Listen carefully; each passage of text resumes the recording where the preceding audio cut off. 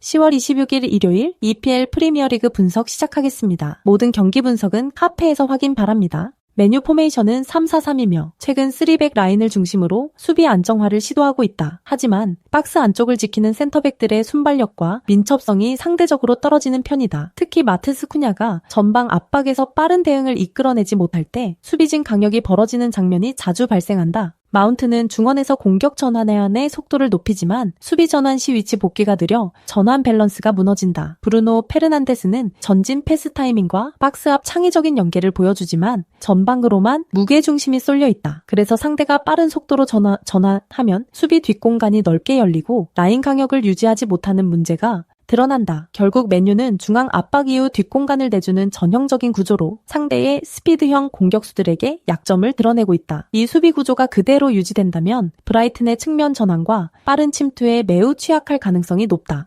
브라이턴 포메이션은 4-2-3-1이며 전방에서부터 짧고 빠른 패스로 맨유의 3백 사이 간격을 공략하는 전술을 구사한다. 웰백은 움직임이 활발해 수비를 끌어내고 그 공간을 미토마가 파고들며 실질적인 돌파 루트를 만든다. 미토마는 폭발적인 스피드로 순간적인 1대1 돌파를 성공시키며 박스 안에서 방향 전환 후 컵백까지 완결하는 능력을 갖췄다. 오라일리는 중원에서 템포 조절과 전방 전개를 동시에 수행하며 공격 리듬을 끊김없이 이어주는 중심축이다. 브라이튼은 볼이 한쪽으로 몰리면 즉시 반대 전환으로 공간을 넓히며 상대 수비를 좌우로 흔드는 구조를 즐긴다. 특히 맨유의 느린 센터백 라인과 매칭되면 이들의 빠른 발과 방향 전환이 더욱 빛을 발할 가능성이 높다. 또한 브라이튼의 측면 윙백 가담 타이밍이 절묘해 박스 안에 최소 3명의 공격 옵션을 확보할 수 있다. 그래서 이번 경기에서도 브라이튼은 전환 속도와 침투 타이밍을 앞세워 상대 수비를 완전히 무너뜨릴 전망이다. 맨유는 전방 전환 속도에 비해 수비 라인의 민첩성이 부족해 경기 내내 공간 관리에 애를 먹을 것이다. 반면 브라이튼은 미토마와 웰백을 중심으로 빠른 전환과 컵백 전술을 완성해 공격의 실마리를 만들어낼 전망이다. 결국 이 경기는 브라이튼이 맨유의 뒷공간을 효율적으로 공략하며 승리를 거둘 가능성이 높다. 속도 싸움에서 답은 명확하다. 브라이튼이 더 빠르다.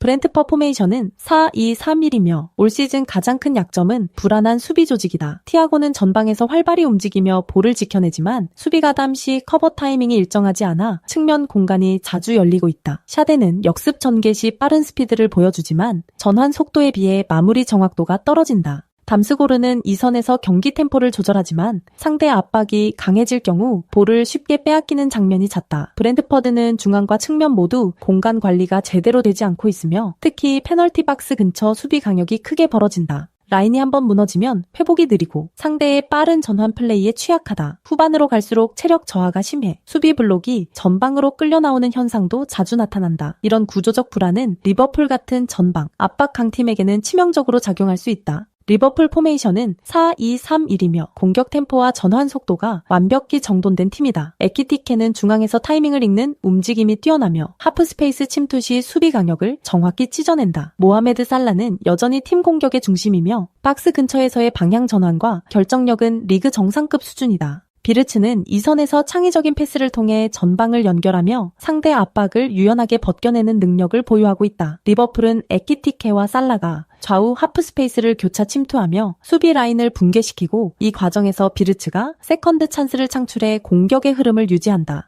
양 풀백도 중앙으로 좁혀 들어오며 중권 점유율을 높이고 빌드업 과정에서 수적 우위를 만든다. 이 전술 구조 덕분에 리버풀은 상대보다 볼 점유 시간이 길고 상대 수비를 흔들며 꾸준히 찬스를 만든다. 브렌트퍼드의 불안한 수비 블록을 상대로 다양한 공격 루트를 활용할 가능성이 높다. 브렌트퍼드는 수비 간격과 커버 타이밍 문제를 여전히 해결하지 못하고 있다. 반면 리버풀은 하프스페이스 활용 능력과 빠른 공격 전환으로 상대를 압박할 수 있는 전술적 완성도를 갖췄다. 이 경기는 리버풀이 템포를 주도하고 살라와 에키티케의 연계 플레이로 승부를 결정지을 가능성이 높다. 공간 활용과 마무리의 질 두 가지 모두에서 리버풀이 우위에 있다.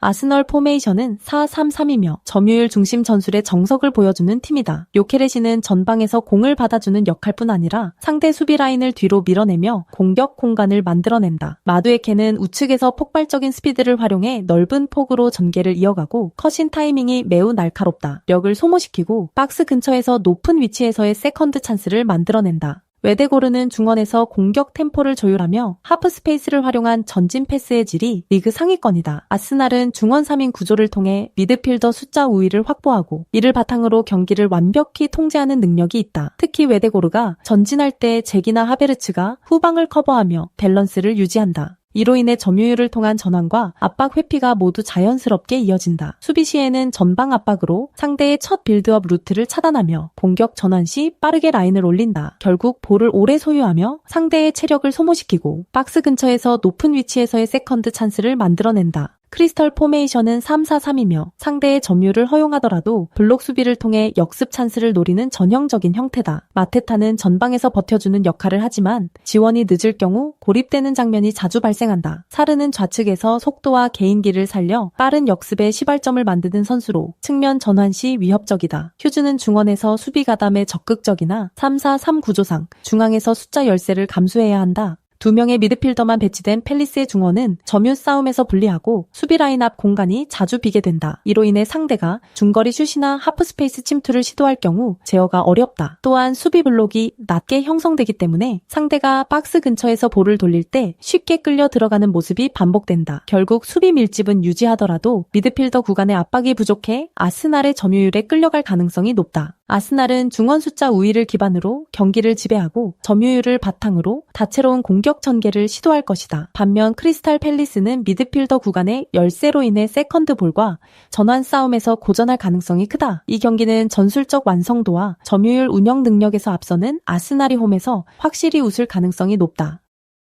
에스턴 포메이션은 4-2-3-1이며 전형적인 중간 블록 수비를 기반으로 한다. 그러나 경기 도중 수비 라인과 미드필더 라인 사이 간격이 순간적으로 벌어지며 세컨드 존이라 불리는 공간이 너무 넓게 노출된다. 이 공간은 상대에게 슈팅 혹은 어시스트 찬스를 허용하기 가장 위험한 구역이다. 맥기는 왕성한 활동량으로 라인을 조율하지만 커버 범위가 넓어 체력 소모가 심하고 후반 들어 밸런스가 무너진다. 틸레만스는 패스 전환 능력은 좋지만 역습 시 수비 복귀가 느려 라인 간 거리 유지에 한계를 보인다. 와킨스는 개인 돌파로 전환을 시도하지만 팀 전반의 구조적 압박이 약해 전방 고립 현상이 자주 발생한다. 결국 수비 미드라인 간 거리 유지 실패가 반복되면 상대 미드필더와 윙어에게 공간을 내주며 실점 위험이 높아진다. 특히 강팀을 상대로는 이 패턴이 결정적 약점으로 작용해왔다. 맨체스시 포메이션은 4-2-1-4-1이며 중원에서 로드리가 빌드업의 중심을 잡고 리듬을 만든다. 도쿠는 왼쪽 측면에서 폭넓은 움직임으로 아스톤 빌라의 풀백을 넓혀놓은 뒤 안쪽으로 빠르게 치고 들어간다. 이때 필포드는 수비와 미드필더 사이 공간으로 절묘하게 침투하며 전진 패스 한 번에 슈팅각을 만든다. 홀란드는 그 틈에서 수비수를 등지고 한 박자 빠른 타이밍에 마무리를 노린다. 맨시티는 상대의 수비 간격이 벌어질 때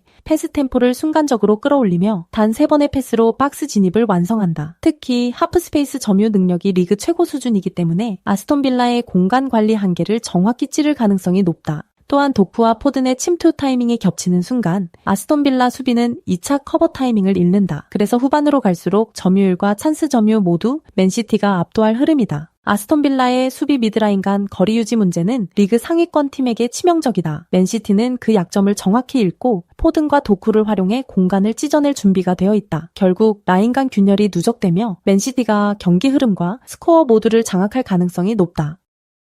노팅검 포메이션은 4-1-4-1이며 전방의 에반 이우송은 볼을 발 밑에 두고 돌파각을 빠르게 만드는 테크니션형 자원이다. 그는 좁은 공간에서도 방향 전환이 유연하며 박스 근처에서 1대인 돌파로 상대 수비를 끌어내는 능력이 탁월하다. 세메뇨는 폭발적인 스프린트와 함께 수직 침투 루트를 만들어내는 전형적인 페네트레이션형 공격수다. 그의 돌파 이후 박스 안 컷백 루트가 자주 열리며 이는 본머스 공격의 핵심 흐름으로 작용한다. 테버니어는 세트피스킥 정확도가 높고 중원에서 볼 배급과 압박 완화까지 병행하는 멀티형 미드필더다. 또한 본머스는 하프라인부터 전방 압박을 유기적으로 수행하며 세컨드볼 회수에서 리그 상위권 효율을 자랑한다. 홈 경기에서는 특히 라인 강역을 유지한 채로 짧은 패스 전개를 통해 점유율을 안정시키고 전환 순간에는 세메뇨의 폭발적인 침투로 상대 수비 라인을 흔든다. 이런 구조 덕분에 본머스는 리그 3위까지 도약할 수 있었고 홈에서는 실점률 또한 눈에 띄게 났다. 결국 공격 템포, 전환 속도, 세트피스 효율까지 완성된 상태다. 노팅엄 포메이션은 4-2-3-1이며 최전방의 우드는 제공권에 강하지만 활동 방향이 제한적이다. 허드슨 오도이는 드리블 돌파와 킥 능력은 뛰어나지만 전방 압박이나 수비 전환 가담에서는 불안정한 모습을 보인다. 깁스 화이트는 공격 전개의 연결고리 역할을 맡지만 최근 경기에서 패스 타이밍이 늦어 템포를 끊는 장면이 많다.